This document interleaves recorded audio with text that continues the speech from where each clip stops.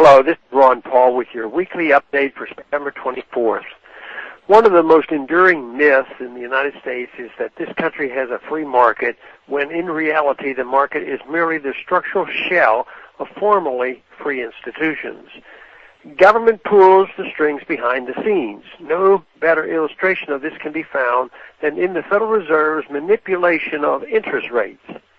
The Fed has interfered with the proper function of interest rates for decades, but perhaps never as boldly as it has in the past few years through its policies of quantitative easing.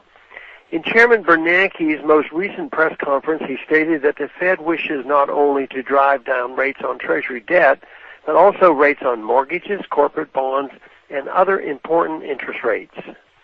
Markets greeted this statement enthusiastically, as this means trillions more newly created dollars following directly to Wall Street. Because the interest rate is the price of money, manipulation of interest rates has the same effect in the market for loanable funds as price controls have in markets for goods and services. Since demand for funds has increased but the supply is not being increased, the only way to match the shortfall is to continue to create new credit.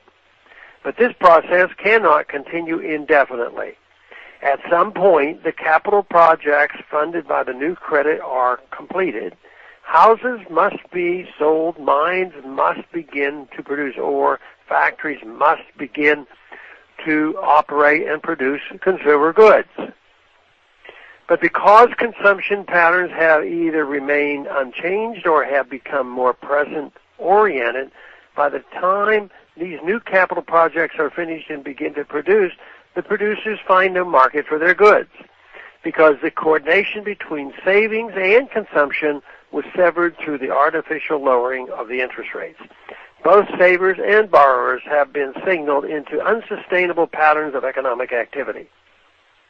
Resources that would have been used in productive endeavors under a regime of market-determined interest rates are instead shuttled into endeavors that only after the fact are determined to be unprofitable.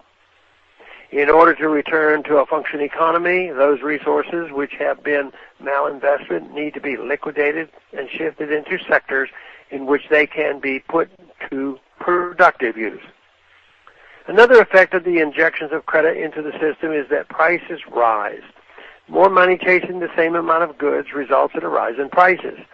Wall Street and the banking system gain the use of the new credit before prices rise. Main Street, however, sees the prices rise before they are able to take advantage of the newly created credit. The purchasing power of the dollar is eroded and the standard of living of the American people drops. We live today not in a free market economic system, but in a mixed economy marked by an uneasy mixture of corporatism, vestiges of free market capitalism, and outright central planning in some sectors.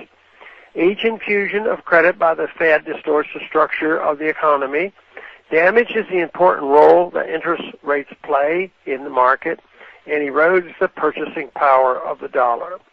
Fed policy makers view themselves as wise gurus managing the economy, yet every action they take results in economic distortion and devastation.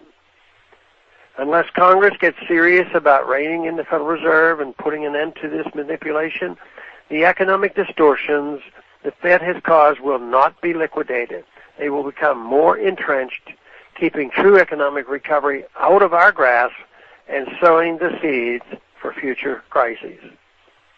Thanks for calling this update. A new update is placed on this number, 888-322-1414, every Monday. The written text can be found on my website, www.house.gov/Paul, under the heading Texas Straight Talk. Thanks for calling.